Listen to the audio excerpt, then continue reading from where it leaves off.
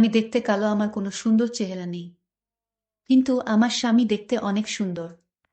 আমার বড় মার কথায় আমি তাকে বিয়ে করেছিলাম, কিন্তু বাসর রাতে আমার স্বামী আমায় রেখে অন্য রুমে চলে গেল এবং ঘুমিয়ে পড়ল। সে জানিয়ে দিল আমাকে তার পছন্দ না। একদিন স্বামীর রুমে এক মেয়েলি কণ্ঠের আওয়াজ পেলাম রাতে। আমি সিদ্ধান্ত নিলাম, এই রুমে এত রাতে কে আসে? আমার স্বামীর রুমে তো আমার স্বামী একা থাকে, তাহলে রাতে কিসের শব্দ আসে এই রুম থেকে? আমি এই রহস্য বের করার জন্য আমি প্রতিদিন রাত সজাগ থাকি। একদিন রাতে রুমের ভিতর থেকে দরজা লক করতে ভুলে যায় অমিত। তারপর আমি দরজা দিয়ে রুমে ঢুকেই যা দেখলাম তা দেখে মনে হলো আকাশ আমার মাথার উপর ভেঙে পড়ল। আমি রীতা, আমি এতিম। আমার বাবা মা আমার জন্মের পর আমাকে রাস্তায় ফেলে দিয়ে চলে যায়। বড় বাবা আর বড় মা রাস্তা থেকে আমাকে কুড়িয়ে আনে। তারাই আমাকে তাদের বাড়িতে এনে লালন পালন করে। আর এ বাড়ির বড় ছেলে অমিত হাসান, সে একজন ভার্সিটির প্রফেসর। গম্ভীর মুখে আমি খুব কম সময়ে হাসি দেখেছি। শান্ত মেজাজে কিভাবে মানুষকে কষ্ট দিতে হয় সে ব্যাপারে সে এক্সপার্ট। আমি এবার ইন্টার পরীক্ষা দিয়েছি। কাল আমার পরীক্ষা শেষ হয়েছে। আর বাড়িতে আসতেই বড়মা আমাকে তার রুমে ডাকে। আমি বড়মার রুমে যেতেই আমাকে বড়মা একটা লাল টুকটুকে শাড়ি দিয়ে বলে, রীতা, এই শাড়িটা পরে আয় তো মা। কেন বড়মা? এখন কেন শাড়ি পারব? আমার অনেক গরম লাগছে, আমি গোসল করব তো। গোসল করবিতে করো। আমি মানা করেছি কি? গোসল শেষে শাড়িটা পরে আয়। কেন? রীতা, দিন দিন তুই আমার মুখের উপর কথা বলা শুরু করেছিস। তোকে শাড়ি পরতে বলেছি, শাড়ি পরবি, আর কোনো কথা শুনতে চাই না। গম্ভীর গলায় কথাগুলো বলেন রেহেনা বেগম রীতাকে। এদিকে রেহেনা বেগম এর কথা শুনে রীতার চোখে পানি টলটল করছে। সে মাথা নিচু করে আস্তে আস্তে রুম থেকে নিজের রুমে ফিরে যায়। এ বাড়িতে বড়মা আর বড় বাবা ছাড়া কেউ আমাকে পছন্দ করে না। ছোটমা তো দেখলেই নাক ছিটকে মনে হয় আমি কোনো নোংরা আবর্জনা, তাই আমাকে সব সময় দূর দূর করে। আচ্ছা, আমার বাবা মাকে আমার দেখার অনেক ইচ্ছা। সবার বাবা মা আছে, আমার কেন নেই? আমার বাবা মার কি আমার কথা একবারও মনে হয় না? আমি তো জানি মায়েরা সন্তানের জন্য সব করতে পারে। তাহলে আমাকে কেন রাস্তায় ফেলে গেল? নিজের রুমে ঢুকে বিছানায় গা এলিয়ে দিলাম। আমার এ বেহারা চোখে মনে হয় সাগর আছে। এ তো পানি পড়ে, তাও এ চোখের পানি ফুরি না। গোসল করে শাড়িটা পরে ভেজা চুলগুলো ফ্যানের বাতাসে শুকিয়ে চুলগুলোকে খোপা করে বড়মার রুমের দিকে যাওয়ার সময় হঠাৎ খাবার নিয়ে যাচ্ছিলাম, তখন অমিত ভাইয়ের উপর খাবার পড়ে যায়। এদিকে বিরক্ত হয়ে আমার দিকে তাকিয়ে বলল, চোখ নাই নাকি তোর? দেখে চলতে পারিস না? বলেই চলে গেল সে। আমি উঠে দাঁড়িয়ে তার যাওয়া দেখছি। এ মানুষটা আমাকে দু চোখে সহ্য করতে পারে না, আর আমি তাকে দু চোখ ভরে দেখি। আর বড় মা চাচ্ছেন আমি তাকে বিয়ে করি। বড় মার রুমে যেতেই বড় মা আর বড় বাবা আমাকে তাদের পাশে বসিয়ে বলে, রীতা মা, আমাদের ওপর কি তোর ভরসা আছে? রীতা অবাক হয়ে তাকিয়ে আছে। এই দুই মানুষের জন্যই তো ও আজ এ পৃথিবীতে বেঁচে আছে। সে বলে, বড় মা, বড় বাবা, তোমরা না থাকলে কি আর আমি এ পৃথিবীতে থাকতাম? তোমরা আছো বলেই আমি আছি। আর তোমাদের ভরসা করব না তে কাকে ভরসা করব বলো? আমি জানি তোমরা আমার জন্য সে সিদ্ধান্ত নিবা, সেটা আমার ভালোর জন্য। আমার আস্থা আছে তোমাদের ওপর। রীতার কথা শুনে অমিত এর মা বাবা মুখে একটা প্রাপ্তির হাসি ফুটে ওঠে। তারা রীতাকে বলে, রীতা মা, তোর কি কোনো পছন্দের মানুষ আছে?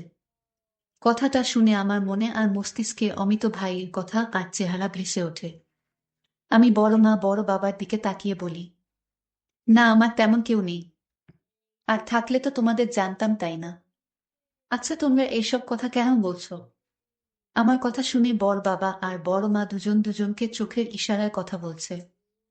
আমি তাদের মুখ চাওয়াচাওয়ি করছি। কিছুক্ষণ পর বড় বাবা বলেন, আমি একটা সিদ্ধান্ত নিয়েছি। রীতা বলে, কি সিদ্ধান্ত বড় বাবা? আমি তোর আর অমিত এর বিয়ের সিদ্ধান্ত নিয়েছি। বড় বাবার কথা শুনে আমার বুকের মধ্যে ধুকপুকানি শুরু হয়ে যায়। অমিত আর আমার বিয়ের কথাটা মস্তিষ্কে আসতেই আমার মাথাটা কেমন ঝিমঝিম করে ওঠে। যে মানুষটা আমাকে কষ্ট দিয়ে আমাকে সব সময় কটু কথা শোনাতে পছন্দ করে, মেয়ে মানুষটা আমাকে পছন্দ করে না, সে আমাকে বিয়ে করবে, এটা আমার বিশ্বাস হয় না। আমার গলা শুকিয়ে গেছে। আমি ঢুক গিলে বললাম, বর বাবা কি সব বলছো? আমার আর বড় ভাইয়ার বিয়ে? ঠিক বলেছি আমি। কেন, তোর কোনো আপত্তি আছে কি? আমার জানা মতে তো কোনো আপত্তি থাকার কথা নয়। বড় মা বলে, শোন রিতা, আমরা যে সিদ্ধান্ত নিয়েছি তোর ভালোর জন্য। বিশ্বাস রাখ, এতে তোর ভালোই হবে মা।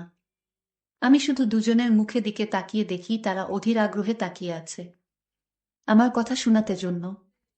আমি তাদের দিকে তাকিয়ে মুচকি হেসে বলল, তোমরা যা করবে তাই হবে। আমার কোনো আপত্তি নেই। এরপরেই এশারের নামাজের পর আমার আর আব্রাহামের বিয়ে হয়। রান্না করতে দিয়ে কালকের কথাগুলো ভাবছিলাম। হঠাৎ আমার গালে একটা চড় পড়াই আমি চমকে উঠি। সামনে তাকিয়ে দেখি। হঠাৎ করে গালে চড় পড়াই আমি চমকে উঠে সামনে তাকিয়ে দেখি অমিত ভাই দাঁড়িয়ে আছে আমার দিকে রাগী দৃষ্টিতে। তার এভাবে তাকানো দেখে আমার ভেতর ভয় ঢুকে যায়। এখন আবার কি বলবে আমাকে? আমার এসব ভাবনার মাঝে অমিত ভাই বলে ওঠে, তোকে কখন বলেছি আমার জন্য নাস্তা রেডি করতে? আর তুই এখানে দাঁড়িয়ে আছিস? শান্ত স্বরে কথাটা বলে। তার এমন শান্ত স্বরে কথা শুনে আমার আমায় ভয় লাগছে। আমি বললাম, আমি এখনই আপনার নাস্তা রেডি করছি। আসলে কফি করার জন্য গরম পানি করছিলাম, তার জন্য আমার দেরি। আপনি বসেন, আমি নাস্তা দিচ্ছি টেবিলে। কথাটা শুনেই অমিত রান্নাঘর থেকে টেবিলে গিয়ে বসে। তাড়াতাড়ি করে অমিত ভাইকে নাস্তা দিয়ে আমি চলে আসব, তখন সে পিছন থেকে বলে, আমাকে কি তোর ভিখারি মনে হয়? মানুষ কুকুর বিড়ালকেও খেতে দিয়ে পাশে দাঁড়িয়ে থাকে, সেখানে আমি একটা জলজ্যান্ত মানুষ, আমাকে কি তোর চোখে পড়ে না? অমিত ভাইয়ের কথা শুনে আমি ভয়ে ভয়ে বললাম, আমি দুঃখিত, আমাকে মাফ করে দেন। আমি এরপর থেকে এমন করব না বলেই তার পাশে গিয়ে দাঁড়ালাম। সে এমনই খেয়ে চলেছে, আমি যে তার পাশে দাঁড়িয়ে আছি। একবার তো জিজ্ঞাসা করতে পারে আমি খেয়েছি কিনা। মনে মনে কথাগুলো ভাবছিলাম, কখন যে তার খাওয়া হয়ে গেছে টের পাইনি। বড়মার ডাকে আমার ঘোর কাটে। কি রে রিতা, ওখানে দাঁড়িয়ে আছিস কেন? আর নাস্তা করবি কখন? অনেক বেলা হয়ে গেছে, তাড়াতাড়ি নাস্তা করে নে। বড়মার দিকে তাকিয়ে মুচকি হেসে বললাম, করে নিচ্ছি। তোমরা নাস্তা করছো? আমাদের সবার নাস্তা করা শেষ, তুই শুধু বাকি। তাড়াতাড়ি খেয়ে নে। হুম। দুপুর 1টা বাজে। দুপুর খাবার সব রান্না করে টেবিলে রেখে দিয়েছি, যার যেটা প্রয়োজন সে নিয়ে খাবে। আমার শরীর আর চলছে না। কাল রাতের মারের ব্যথায় আমার পুরো শরীর ব্যথা করছে। কোনো রকমভাবে বিছানায় শুয়ে পড়লাম। মনে হচ্ছে জ্বর আসছে, কেমন যেন ঠান্ডা লাগছে।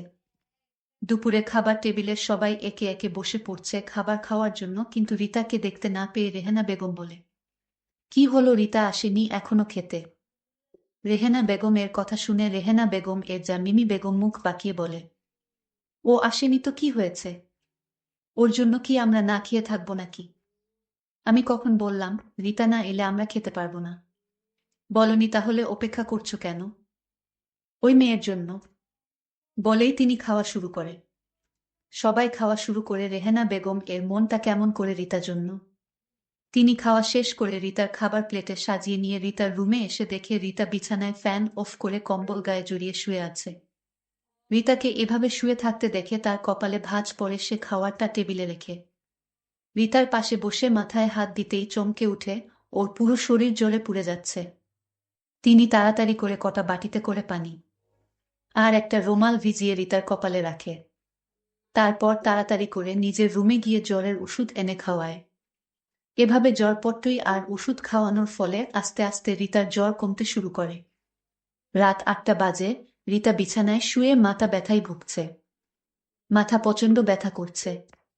তার এ সময় মায়ের কথা মনে পড়ছে। তার মা থাকলে তাকে এ সময় একা রেখে কোথাও যেত না। তার মাথায় হাত বুলিয়ে দিত। তার কি খেতে ইচ্ছা করছে সেটা বানিয়ে খাওয়াতো। তাকে মাথায় হাত বুলিয়ে ঘুম পাড়িয়ে দিত। এসব কথা ভাবার সময় বুক থেকে দীর্ঘশ্বাস বের হয়। এসব ভাবনা যে কখনো পূরণ হবে না। তার যে মা নেই, বাবা নেই, সে যে এতিম। কথাগুলো মনে হতেই সে ডুকরে কেঁদে ওঠে। কেন আর 5টা স্বাভাবিক মানুষের মতো তার জীবন হলো না? এ পৃথিবীতে এতিমদের টিকে থাকা মেয়ে খুব কঠিন। রাতে খাওয়ার টেবিলে বসে আছে সবাই, সাথে রিতাও আছে। সে মাথায় ঘোমটা দিয়ে বসে আছে, সবাই খাওয়া শুরু করে দিয়েছে। এদিকে রিতা ভাত না খেয়ে পানি খেয়ে উঠে পড়ে। তার উঠা দেখে রেহেনা বেগম বলে, কি হয়েছে, খাওয়া শেষ না করে উঠলি কেন? আমার খেতে ইচ্ছে করছে না। রিতার কথা শুনে রেহেনা বেগম বলে, কি খাবি বলো, আমি বানিয়ে আনছি। রিতা সবার দিকে তাকিয়ে বলে, আমি কিছু খাব না, কিছু বানাতে হবে না, তুমি খাও, আমি ঘুমাবো। কথাটা বলেই ওখান থেকে রুমে যেতে পিছন থেকে ছোট মা বলে, ঢং দেখে জান বাঁচে না। সারাদিন ঘুমিয়েও নাকি তার ঘুম ফুরাই না। যত সব নেকামি। কথা শুনে রিতা পিছনে আর না তাকিয়ে নিজের রুমে চলে গেল। রাত 1টা বাজে। রিতা বসে বসে পড়েছে। জ্বর কিছুটা ছুটেছে। তাই বই নিয়ে পড়তে বসেছে। এডমিশন এর জন্য কোচিং এ ভর্তি হবে না সে। নিজে যা পড়বে তাই। অয়থা ওর পিছনে কে এত টাকা খরচ করবে? তাই মন দিয়ে পড়ছে সে। পড়তে পড়তে রাত 2টা বেজে গেছে কখন সে বুঝতেই পারেনি। পড়ার টেবিল থেকে উঠে আয়নার সামনে দাঁড়িয়ে নিজেকে পরখ করে সে। সে তো সুন্দর না দেখতে, উজ্জ্বল শ্যামলা, তার মুখটাও ছোট ছোট। মুখে ব্রণের দাগ। তার মতো অসুন্দর মেয়েকে কি করে এমন সুদর্শন পুরুষ পছন্দ করবে? অভিমান হলেও তুমি আমাকে। তারপর বড় মার কথায় এক পর্যায়ে আমার সাথে অমিত ভাইয়ের বিয়ে দিয়ে দিল। বিয়ের প্রথম বাসর রাতে অমিত ভাই আমাকে বলে, তুই আমার মাকে ভুলিয়ে বালিয়ে কৌশল ব্যবহার করে আমাকে বিয়ে করলি কেন? না অমিত ভাই, আমি আপনাকে বিয়ে করতে চাইনি। আপনার মা আমাকে পছন্দ করে বিয়ে দিয়েছে আপনার সাথে। তুই কি করে ভাবলি তোর মতো এতিম মেয়েকে আমি বিয়ে করব? আমি বাবার দিকে তাকিয়ে শুধু তোকে বিয়ে করেছি। আর তুই কি না চাস এ বাড়িতে রাজরানী হয়ে থাকতে, তা কখনো সম্ভব না। তোর এই আশা কোনোদিন পূরণ হবে না। আমি বললাম, দেখুন আপনার মা আমাকে পছন্দ করে আপনার সাথে বিয়ে দিয়েছে। এখানে আমার কি দোষ? তোর দোষ মানে? তুই রাজি হলি কেন? তোর রাজি হওয়াটাই তোর অপরাধ। তোর মতো কালো মেয়েকে আমার বড় করে নিব কি করে ভাবলি? এই কথা বলে অমিত ভাই তার স্টোর রুমে ঘুমাতে গেল।